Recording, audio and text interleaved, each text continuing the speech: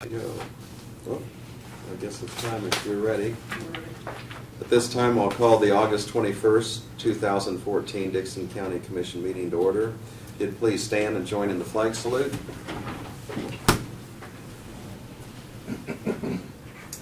I Pledge allegiance to the flag of the United States of America and to the republic for which it stands, one nation, under God, indivisible, with liberty and justice for all.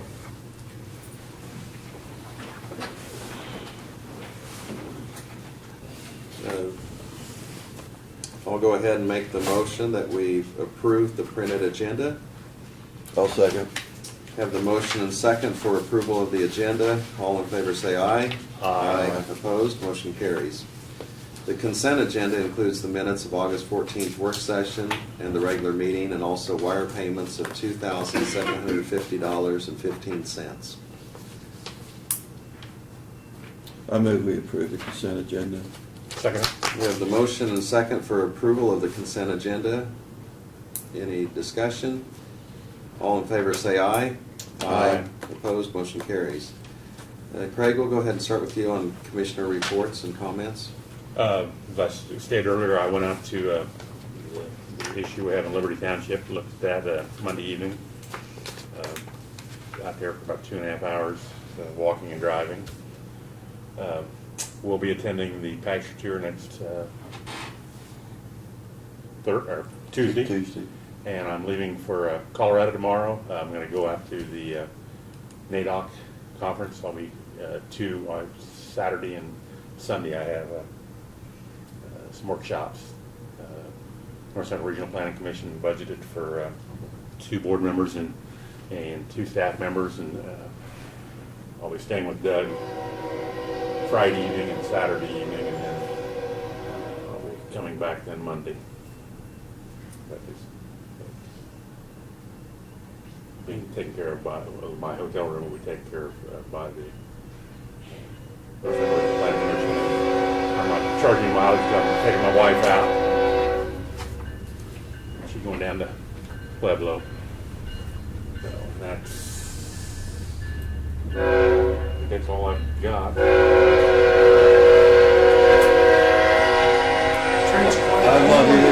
I'm not even going to compete against that right now.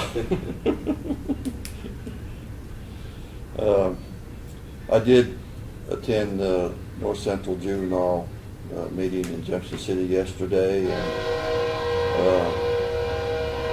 it's always interesting at that meeting because it seems like we always, after the meeting's adjourned, we have a lot of county discussions going on, and so it's always interesting. But one of the topics that did come up was on that board there will be 5 that will be replaced. There's 2 that didn't run, and there's 3 that got beat in the primary. So, like I say, I haven't been on that board 4 years, but I'm almost getting to be the senior member on that board now. But there's still a good core of board members there. So anyway, it was. But the report that we got was, right now they are almost up to their limit. That number seems to really fluctuate because one month there might be 12 there, and the next month there'll be 27, and it's just unpredictable, the numbers that. But right now, they do have a lot of them pretty much filled up right now. But financial-wise, like I say, it's doing okay. And like I say, with the members that we have in there now, it spreads it out a little bit so that we can. That's about all I had. Okay. The only thing I have is we had our board meeting for Central Kansas Mental Health last Monday. One of the changes, we took a look at the bylaws, and sometimes you have bylaws written up, and nobody's really looked at them that closely, and so we made a couple of changes. There's proposed changes in the bylaws. It hasn't passed formally yet. One of them, which some of us weren't aware of, is that the board members were responsible for fundraising. And sometimes when they had their banquet and so on, well, there were, some of them on the board that are very uncomfortable with going out and asking groups to give an extra donation for the banquet or awards ceremonies and things like that. So anyway, we were able to, that's being proposed to be struck from the bylaws. The other change, which is probably more direct, the consideration is and the thought is to reduce the size of the board. And by doing that, sometimes a board, they say, there's some research that says a smaller board is more effective than a larger board. But the impact that would have is we still would have at least one representative per county, but as it is right now, Saline County and Dickinson County have additional board members, and they're talking of reducing Saline County by one board member. And then they're also, the discussion is to reduce Dickinson County from 3 board members to 2 board members. And one of the things that in the timeliness involved is several months ago, Bill Peterson down at Harrington had resigned, and he had just been on the board a long time and had other things. And then someone from Saline County happened to pass away, and neither of those 2 positions have been filled. So right now there's 2 vacancies on the board, so it wouldn't be a matter of asking anyone to step aside. But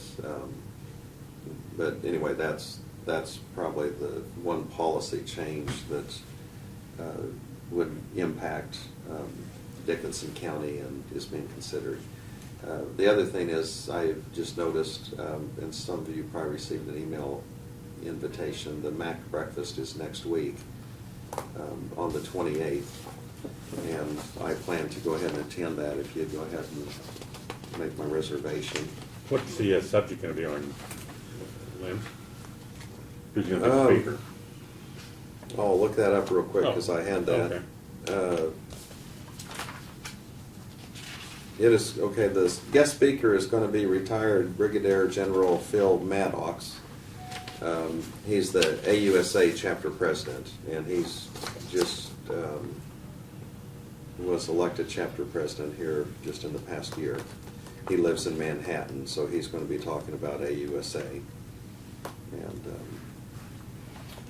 so that'll be the topic. It's 7:30 a.m. And of course the reservation needs to be, they suggest to be made by Monday, next Monday. I failed to tell you what was on the computer. We got a letter or an email from Cindy McDonald, the clerk of the district court.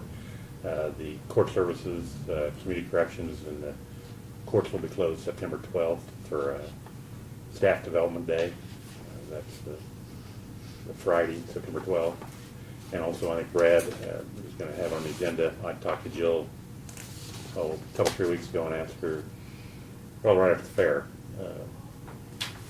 if the 3 agents would come in and give kind of a, rather than just a work session in at the department head meetings in the work session, so we could talk to them, get to, I'd like them to come in once or twice a year, see how things are going, what we could do to help them, or what some of the issues they have.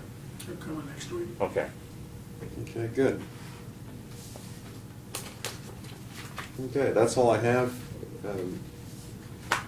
Anything else from either of you? We'll go ahead and move to our County Administrator, Brad, if you'd go ahead and offer your report at this time. Okay, first couple things, just to let you know that the Sheriff's Department has arranged a couple extraditions, one from Indiana and one from Missouri. That'll be a bill out of diversion. We have had a resignation in the Health Department submitted to us. The person that is handling the child care licensing position has tendered her resignation. John is checking with the state, what we would like to do, and that's, well, let me back up. That's a position that is actually a state function, but we contract with the state, and they paid us to employ that person to do that function. That was also a dual role. That same person did breastfeeding counseling and some other stuff too. Kind of takes a special person to fill those shoes. What we would like to do is start advertising. If we can get someone that is viable that could fill that vacancy, we would probably want to continue with it. If by chance we don't get anybody that is a viable applicant, we're not comfortable with it, then we'll probably notify the state that we're not able to do it and give it back to them. So, unless you have some objection on that, that's the way we'd like to proceed with it. Just see if we're fortunate enough to be able to come up with a candidate that can fill that slot. So, childcare licensing is a really critical function that we do, and to make sure that the daycares and such in the county are safe for parents to take their kids there, and we think it's important to do. We know we could do it better. The state, I don't believe, they're shorthanded and spread thin. I don't believe they can give it the quality of work that it needs by doing it if we don't. So we want to take every effort that we can to try and fill that slot if we can. So I've given you a copy of the year-to-date account reports and cash balances. Everything on the budget's right within their normal limits. Again, I note that on the revenues, the sales tax collections are staying up there. I don't know what to attribute that to, but we're not going to scoff and kick a sleeping dog. In the month of May, we had over 108,000, which is more than any month we had last year. The month before was 107, so they're just steadily increasing, and we like to see that. That means hopefully that's a sign our economies continue to come back a little bit. So, but if that stays where it's at, why, we only budgeted for 1.1 million, 1.175, and we should be well ahead of that if it stays in the same trend that it is. So, and I'd answer any questions if you had on that as we go through. The county yard, I'd reported to you last week, they're working on that. That's right. The concrete has been finished at the county yard. We're very pleased with that job. Martin did open it back up yesterday. However, he's asked the city and our heavy trucks to stay off of it until next week, just as a condition, proactive insurance. But the company out of Elizabeth did a really good job, so it was well worth the wait to get them in to do that. Key Road, showing construction started Tuesday morning on Key Road. As of this morning, they have milled out several of the spots that were problems and replaced them, and I just talked to Martin and John a few minutes ago, and they are done as of this morning. They are finished and are packing up their stuff. They are going to monitor at this point. Not necessarily what we had intended on doing. We thought there might be some other areas that needed to be done, but they have said that they've done all they're going to do at this point. So I don't guess it was a matter of fulfilling what the arbitrators really was. It's a matter of doing whatever they felt was appropriate. So, but at this point, we'll take a look at it, and I'll talk to Doug a little bit, and we'll see if we can do anything else. So they did go through in the last 2 days. They reported to me, and as they were milling, they were making sure that the road ahead of them was stuck down and there was adhesion, and there were several places where they were prepared to stop, and our inspector went in and he could still pull that up. There was no stick ahead of them, so they continued some more, and so they did get to the spot where they couldn't peel it up, even with a pickaxe. They couldn't peel it up, so hopefully that will take care of those areas. We may be fine, I'm not sure, but need to confer with staff a little bit more, and we're gonna have to take a look at it and see what we've got. So Did they do it at every patch or not? My understanding is that they did it at the patches where the gaps had opened up and had separated. They took care of those, and a couple of patches that they did not do, there have been no gaps. So one of the concerns that we've got is there's one area or two that have exhibiting some of the beginning of the tears, like we have seen, and we wanted to mill that up, but they refused to do so, at this point, so they want to monitor it some more. The good thing is, on that section of road, our warranty extends to April 2016. Yeah. So, I guess if they, if it comes apart like we suspect it potentially will, then they're gonna be deploying their equipment back out again and doing it again, so. But So of the 8 miles, they really didn't do that many, I mean, a quarter of a mile altogether, or? They did several of them, several hundred feet total, but they did, in a full width lane is what I'm told, so. Speaking of that issue, a couple weeks ago, I brought up the commissioners take a road tour or something like that again this fall. You give it any thought, guys, when you'd want to try to do that? I think before, when we did that after one of our meetings, worked Yeah, out pretty yeah, well, that's- and, Yeah. and maybe wait for, I'd say late September, October, I'd like- yeah, when the I'd- weather's a little, I see the chipping and sealing out there they're gonna do, and Nice to look at all that. yeah.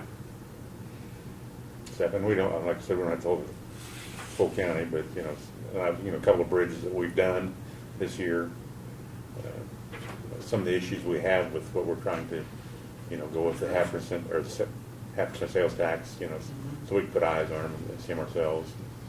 So, We'll schedule something here at the end of September, then the 1st of October, maybe Okay. it might cool off a little bit. by yeah, then. right, yeah, I don't want to And sweat. spend an afternoon, go out and look Yeah, at it. yeah, like 2-3 hours. Right, okay. Okay, thank you. Put something together, okay.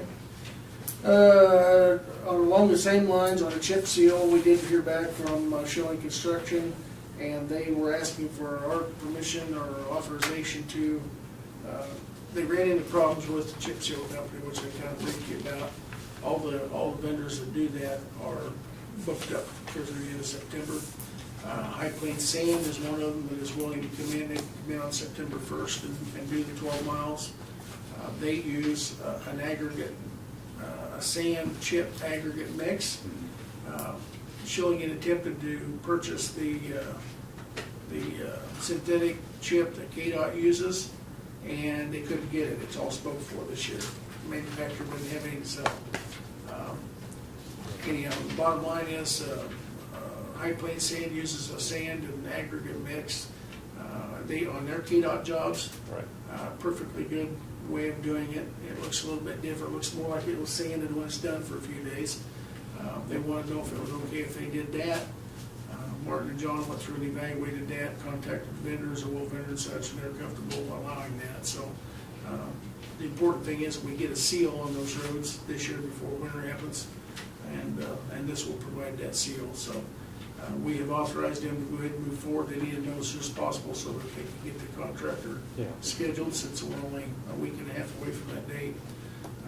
And they will come in and do that, and they're also contractor, working on the paint contractors to come in and do the striping after that's done.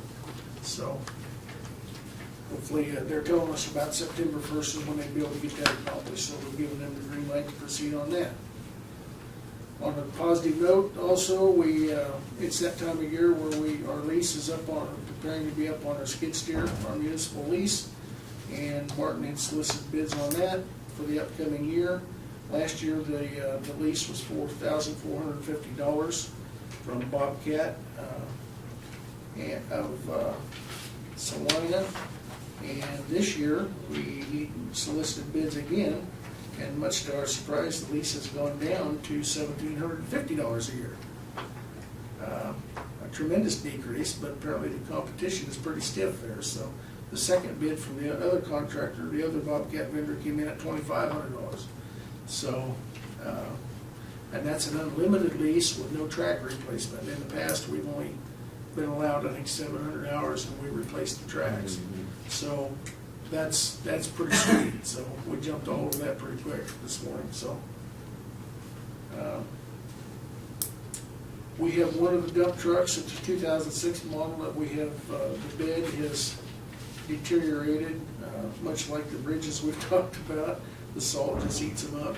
We've got it over at Salina being re-sheeted on the inside. Martin brought me some pictures of it. It's just amazing what the salt and sand mixtures and stuff and using them for snow plows does, but that dump truck's probably got another 15, 20 years worth of life minimum in it, and no older than what it is now, being about 8 years. The bed's basically gone. We had holes the size of your fist that you can put through the bottom of the bed, just push through with your hand. So we're having that repaired and the bed replaced, so we'll hopefully get that back here in a couple of weeks. Do you know what kind of price range that?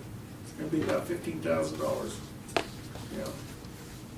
We took bids from 3 vendors, 3 different vendors that do that, and this was the cheapest one. And they'll also, they don't double line it, and then they also repaint it. They've got a paint shop in Slime that they repaint it inside and out and underneath as well to try and preserve it, so. That's 1/4-inch plate with an 1/8-inch plate behind it, lined all the way around it, so. Because it's just amazing how the salt stuff just eats those things up, so. And I would anticipate probably we got another sister truck to that one purchased at the same time from Mack. It'll probably be not too far behind it as well, so. We'll make it live as long as we can, extend it out as long as we can, so. And next week, we will have on your agenda to consider the sales tax resolution for the roads and bridge enhancements. So, and coming up Tuesday night, we'll get to meeting with the township members to discuss road and bridge issues and the sales tax options, so. That's all I've got today. Okay, thank you. One of the things I should have mentioned earlier, this morning, we did meet with Dustin Parks, and he gave us an update just on a few things that he is working on. He's our planning zoning administrator. They had the meeting on a development on 1700 Avenue, so that had been before the Planning Commission. But the other thing he mentioned is that we did have a resignation. We haven't, I guess, received the official resignation. Other than he told us that, but there will be an opening on the Planning and Zoning Board. And if anyone is interested in that, we try to spread it out throughout the county to get representation. But it can be anyone from the county, but especially if it's more in the south or southeast part, would give us a little more balance on that board, or keep the balance on the board we have. And if anyone is interested, they could get a hold of Brad, or they could go ahead and get a hold of Dustin Parks. And they aren't going to try to just fill it immediately from what Dustin said. But there is time in the next month, 2 to 4 weeks, to make application to that. And then once that takes place, if we handle like we did previously, say there's 2 or 3 candidates or individuals that express an interest, chances are we'll go ahead and visit with them and interview them a little bit, and just look at the qualifications and make sure the understanding of the job is there. And at that time or following that, we can make an appointment. So if anyone is interested in that, they should make application. I'll go ahead and go to our notices and communications. We did have a few on that, so one of them, and we received this, a commercial carrier journal, and so it's just more informational for the county commission. I also received a letter. This is from the clerk of the district court here, and this was from Judge Ben Sexton, but he just mentioned with some of the things that were going on here at the courthouse, they set up courtroom for the August 19th docket in the basement, and it was because of all the other things that were going on with the court system. And anyway, he just wanted to give thanks to Seth Johnson for the outstanding job that he did in setting up the courtroom.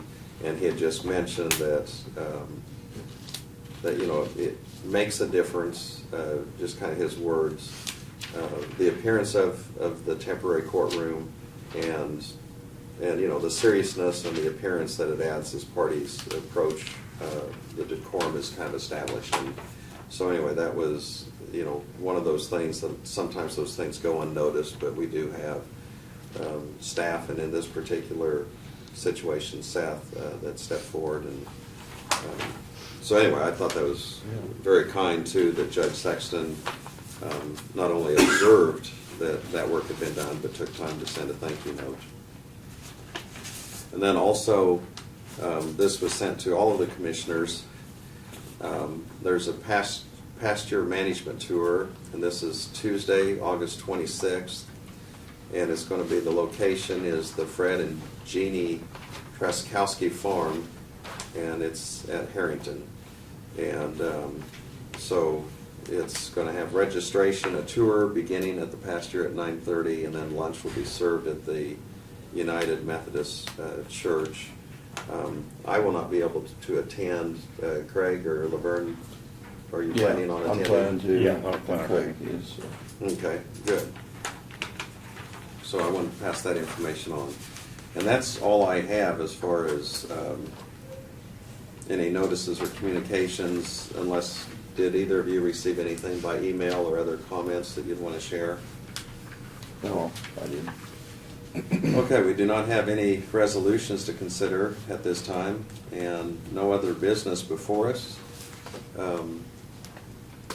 Doug, did you have anything that you wanted to bring up? No, other than tomorrow, we're scheduled to have the final orders for the tax sale, the foreclosure, I should say. It's not the tax sale, and the tax sale hasn't been set, but it will be set after tomorrow, because we'll submit the journal entries taking judgment against all of those that we filed on for failure to pay the real estate taxes. Okay. Do you have an idea how many those are?